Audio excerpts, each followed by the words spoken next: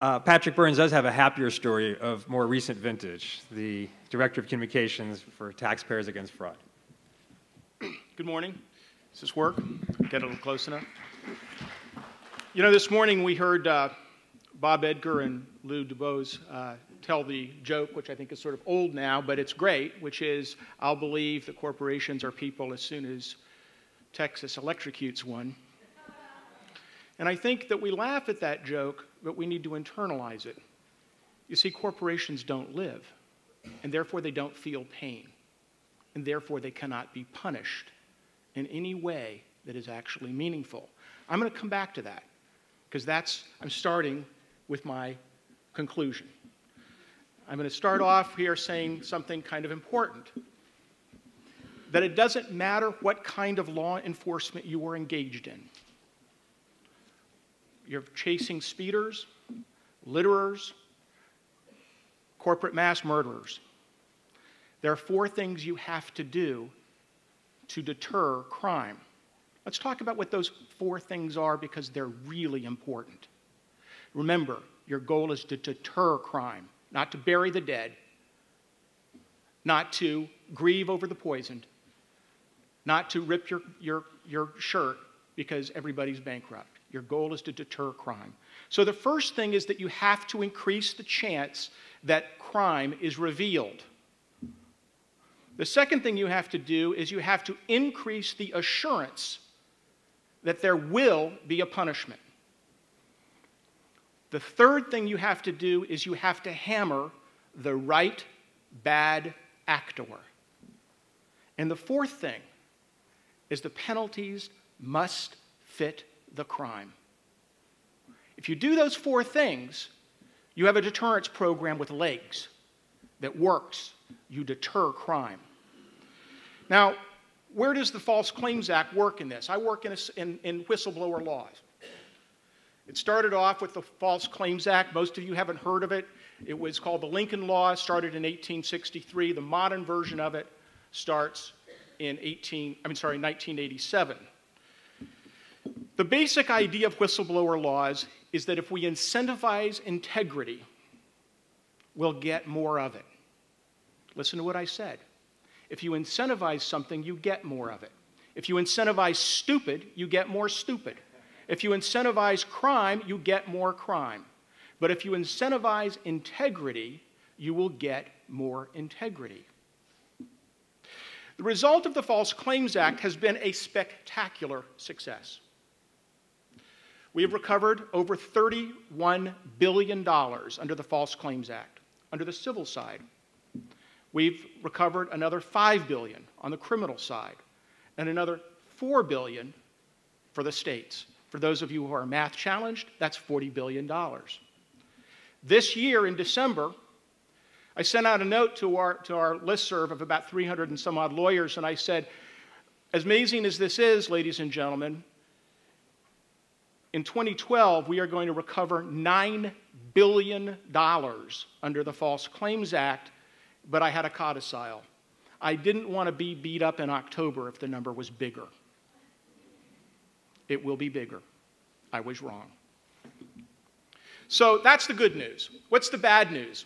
The bad news is, in fact, that criminals, corporate criminals, do not stop doing crime because you nail them for money. When we started this in 1987, we were naive. How naive were we? We thought most of the crime was in defense contracting. You know, we'd all heard about the $16,000 coffee pots and the $900 hammers. Turns out 80% of what I do is in the healthcare arena. It's astounding how much crime is in the healthcare arena. I have $3 or $4 billion worth of bank fraud that's about to come due. It's a whole new wave of fraud. And yes, we have crime in the defense industry and in others. We have crime in the kind of weird things like moving companies, which Russell talked about earlier. That fraud, which they uncovered in Europe, actually has a US component of hundreds and hundreds of millions of dollars. So here's the bad news. We actually haven't deterred crime. When people like Russell call me up and say, I would like to talk about the Pfizer fraud, I sort of chortle and I say, which one? Pfizer 1, Pfizer 2, Pfizer 3, Pfizer 4? Give me a number. What settlement are you talking about? Because we have repeat players.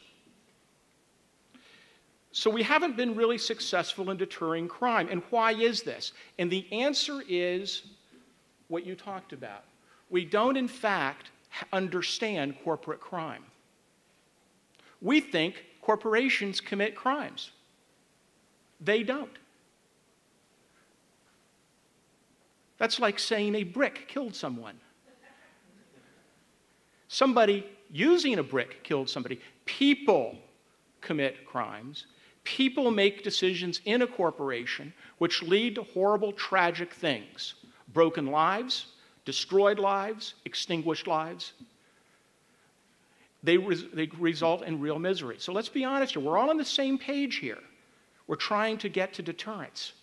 And you yourself know how you get deterrence because you all laughed when we said, we'll believe a corporation as a person as soon as Texas electrocutes one. You got it. You know this. To quote Benjamin Spock, the Dr. Spock I like, you know more than you think you do. So let's talk about this. And let's talk about what will not happen.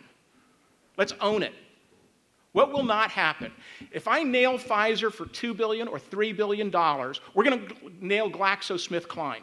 It's a large pharmaceutical company for $3 billion this year. Last year, they were nailed for $750 million. This is a repeat player. Will GlaxoSmithKline stop doing crime because of a fine? No. No. Unequivocally, no.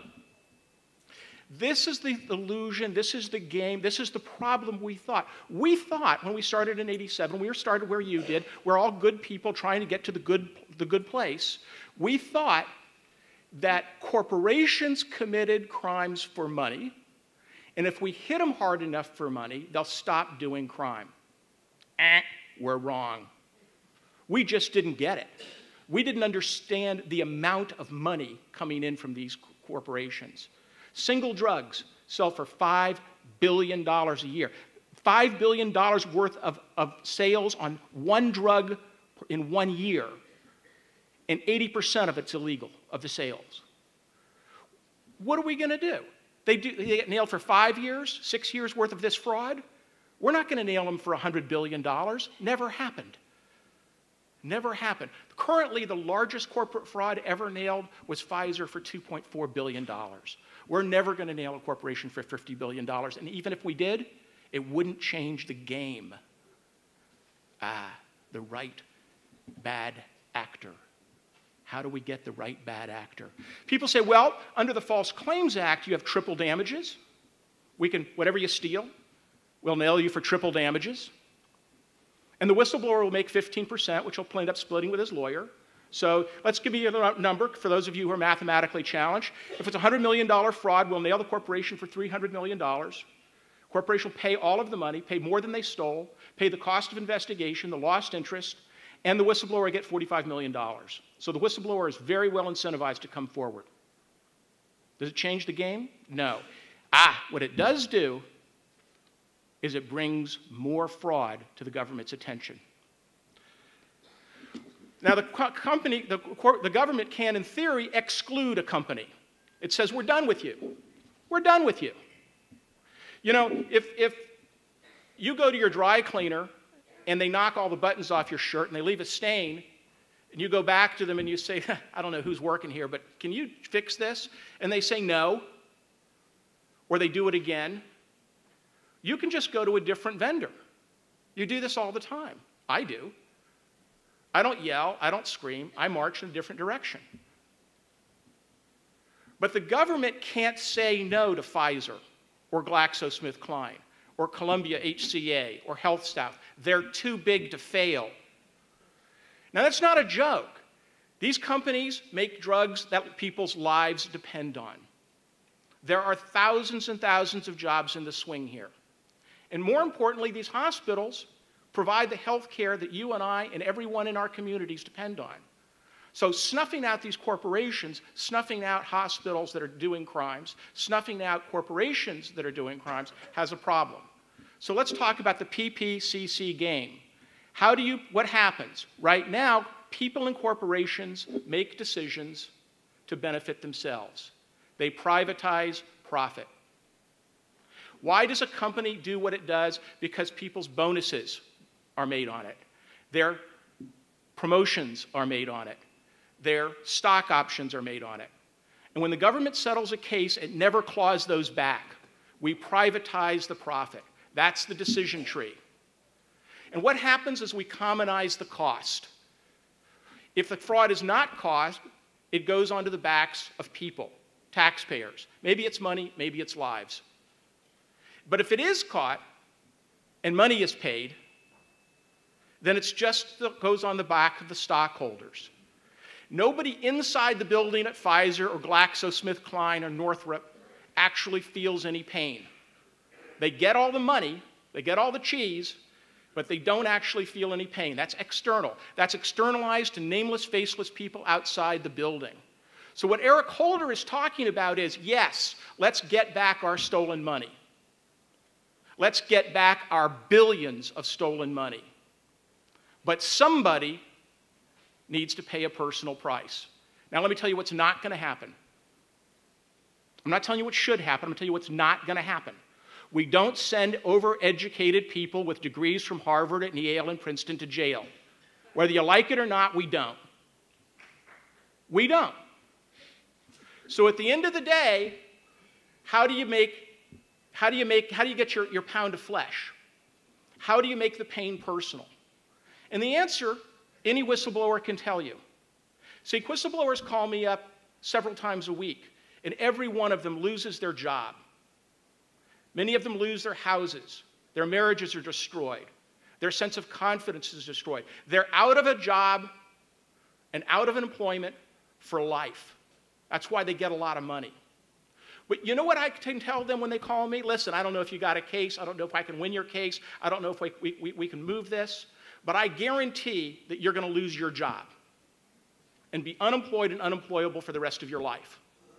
And the other thing I can guarantee you is the person who designed this fraud, who greenlit this fraud, who winked at this fraud, is going to be promoted and work in this industry and retire in this industry at a higher salary in 6 weeks than you'll get in a year. That's the reality. Now, what if we excluded people? What if we said, you, chief executive of Pfizer, can no longer work in management in any company that builds the United States government? Isn't this amazing? We had regime change in Iraq. We had regime change in Afghanistan. We had regime change at General Motors. Why can't we get regime change at Pfizer? Why can't we get regime change at GlaxoSmithKline? Now, here's the interesting part about it. I don't need to have the top person lose their job and be unemployed and unemployable forever, and neither do you. That person probably has several levels of deniability. And it's not going to feel right. It's just not going to feel right to somebody. I'm in the corporate jet flying around the country making speeches. How do I know how they were selling this drug? Okay, fine. We have a $1 billion settlement. Here are the 5 people who are the regional managers, the district managers, and the product managers, and they will never be work again in this industry. The government will name them, the government will shame them, and the government will put them on a list that's unemployed and unemployable in corporations. Well, you know what happens then? You've changed the dynamic. Now you have, on one side, the cheese of becoming a millionaire for blowing the whistle and then being out of a job and out of the industry for the rest of your life, or getting nothing and being out of the job and out of the industry for the rest of your life. Choose or lose. And that's what you're telling the middle management. Who are the people who operationalize all these frauds? It's not a corporation, a nameless, faceless group of people meeting in secret. It's real people in divisions, in corporations, who are doing this for personal profit. Change the game, and you change the dynamic. And you change the result. Thanks.